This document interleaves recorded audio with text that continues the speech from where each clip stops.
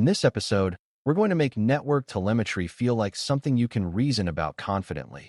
Even if you have never studied networking formally and you have never stared at a wall of security data before. Network telemetry sounds intimidating because the word telemetry implies constant measurement, and networks feel like invisible systems that only experts understand.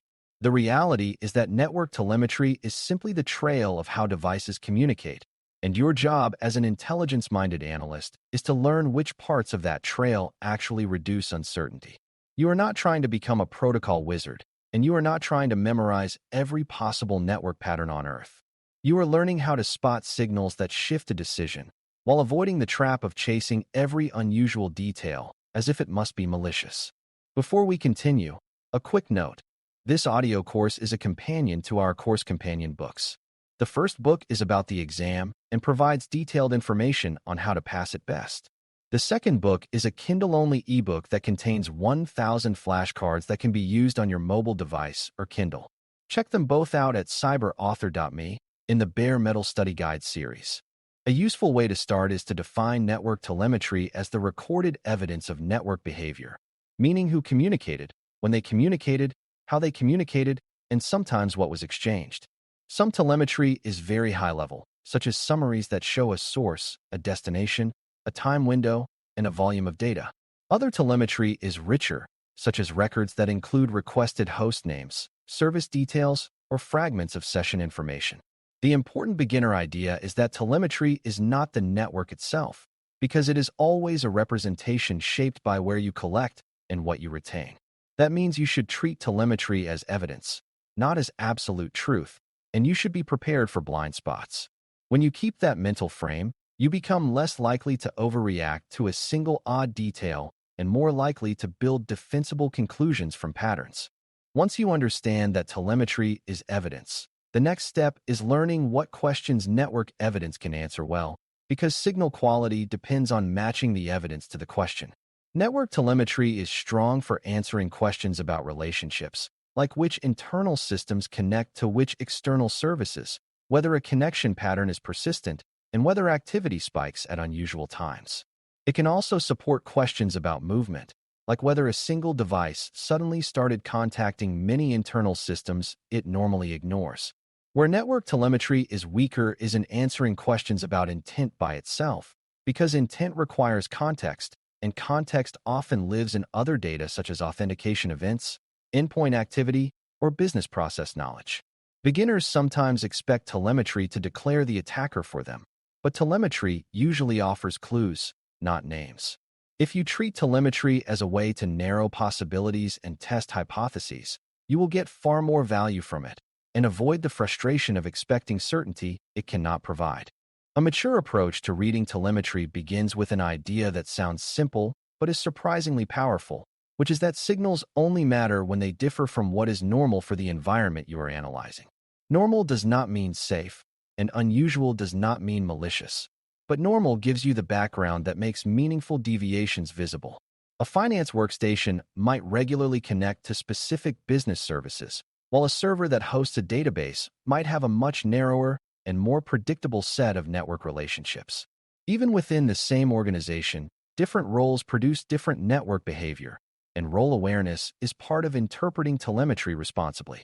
This is why context like asset type, business function, and typical schedule matters so much, because a pattern that is normal for one system might be alarming for another. When you read telemetry with this baseline mindset, you start asking better questions, and better questions are what lead to intelligence that supports action.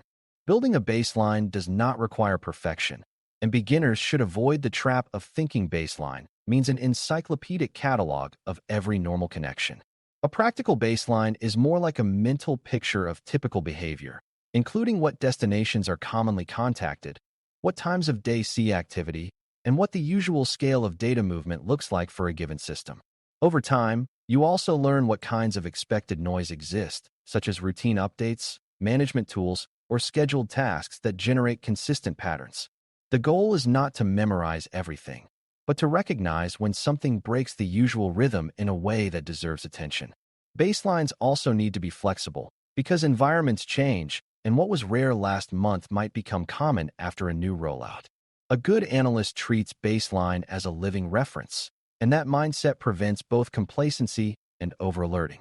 One of the most valuable signal categories for many environments is unexpected outbound communication, because many malicious workflows require an internal system to reach out to something external.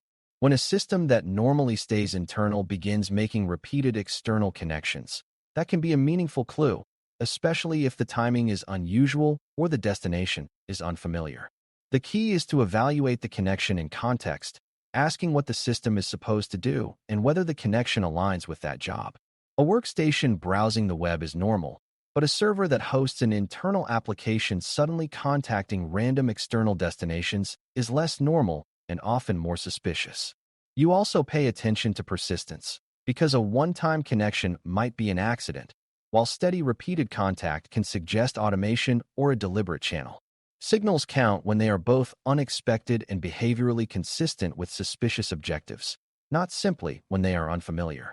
Related to outbound signals is the idea of beacon-like behavior, which is a pattern where a system makes repeated connections at a regular rhythm, often with similar size and timing.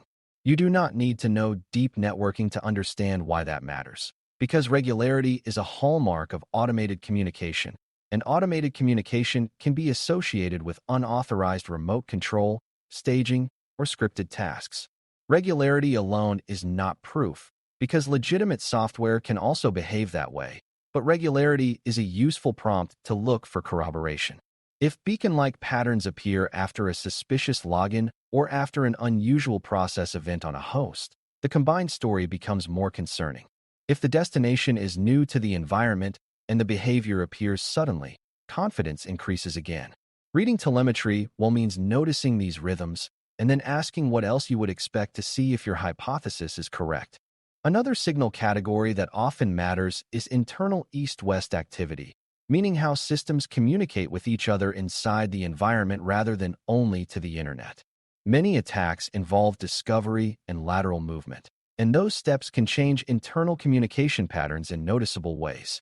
For example, a workstation that normally talks to a limited set of internal services may suddenly attempt to connect to many internal systems in a short window. In a real environment, some legitimate tools also generate broad internal communication, which is why the baseline and asset role matter again. If the pattern aligns with the system's job, it may be expected, and if it does not, it deserves scrutiny. You also consider whether the targets of the connections make sense, because connection attempts to many unrelated internal systems can be a sign of searching behavior rather than a business workflow. Signals count when they suggest a change in internal behavior that aligns with common attack stages. Service context is another way telemetry becomes meaningful, because the same connection can mean different things depending on the service being used and the circumstances of its use. You do not need to memorize port numbers to understand the concept, because the idea is that certain services are common for certain roles and uncommon for others. If an internal system suddenly starts using a service that is unusual for its role, that mismatch can be informative, especially if it happens alongside other anomalies like unusual timing or destination.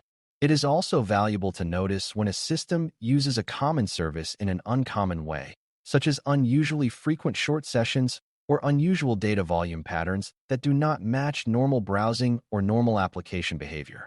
The signal is not the service alone, but the combination of service, role, timing, and pattern. This combination thinking is what separates useful telemetry reading from random suspicion. The domain name system, DNS, is especially valuable for intelligence work because it often reveals where systems are trying to go and what names they are using to get there. Even when you cannot see the content of a connection, name resolution activity can suggest what a device is attempting, and unusual name patterns can stand out. New domains, rarely seen domains, or domains that look machine-generated can be meaningful, especially if they appear suddenly and repeatedly. At the same time, DNS can be noisy because many legitimate services generate numerous lookups, which is why you should connect DNS observations back to the baseline and the specific requirement. If external reporting suggests that certain campaigns rely on rotating domains or newly registered names, internal DNS patterns can help you validate whether that risk is relevant. The key is to treat DNS as a signal amplifier rather than as a verdict, using it to prioritize where to look next. Encryption changes what you can directly observe, and beginners should understand this early so they do not assume that visibility equals safety. When connections use transport layer security, TLS, you may not see the content of the communication, but you can often still see useful metadata such as timing, destination, and session patterns. That means a lot of intelligence value remains even when payloads are not visible, because behavior does not disappear just because content is hidden. A common beginner misconception is that encrypted traffic is automatically suspicious, when in modern environments encryption is normal and often expected. The more useful question is whether the encrypted connection is expected for that system and that destination, and whether the pattern aligns with normal activity. Encrypted channels can be used for benign business workflows and for malicious command and control, so context is the deciding factor. Reading telemetry responsibly means acknowledging what encryption hides while still using what remains observable to support a hypothesis. Because telemetry is incomplete and sometimes ambiguous, a strong intelligence approach uses hypothesis-driven thinking rather than pattern chasing. Hypothesis-driven thinking means you begin with a plausible explanation tied to the requirement. Then you ask what evidence you would expect to see if that explanation is true, and you look for that evidence. If the evidence appears, confidence increases, and if it does not, confidence decreases or the hypothesis changes. For example, if you suspect unauthorized remote control, you might expect to see persistent external connections, unusual timing, and perhaps internal activity that suggests discovery.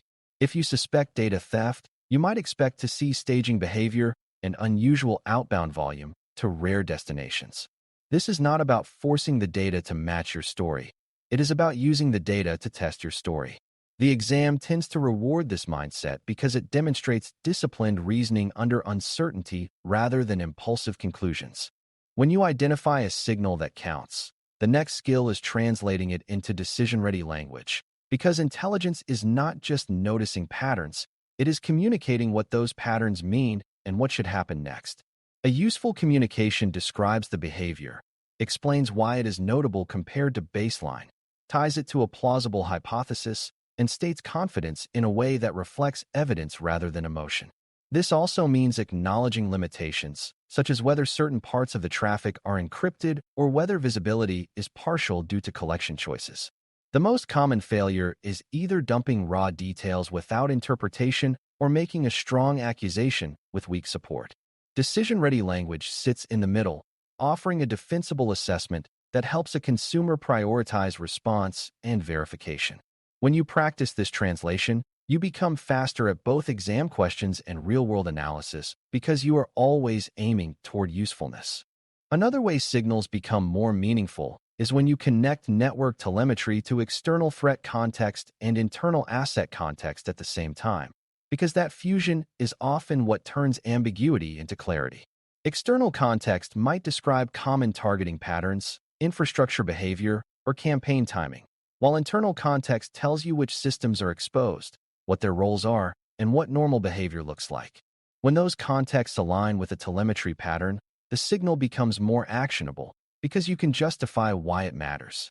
Conversely, when external context does not match your environment, telemetry anomalies might be less urgent, and you can avoid overreacting. This balancing act is central to threat intelligence, because intelligence is about relevance and prioritization, not about treating every anomaly as an emergency. Signals that count are the ones that survive this fusion test and still suggest meaningful risk. To close, reading network telemetry for signals that count is a disciplined practice of building a baseline, spotting mismatches, forming hypotheses, and communicating defensible assessments rather than chasing every strange detail.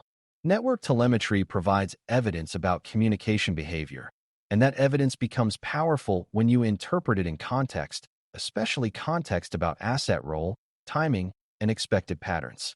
Outbound anomalies, persistent rhythmic connections, unusual internal movement, and meaningful DNS patterns can all be valuable, but none of them should be treated as proof in isolation. Encryption and visibility limits mean you must stay humble and seek corroboration, but humility does not mean paralysis.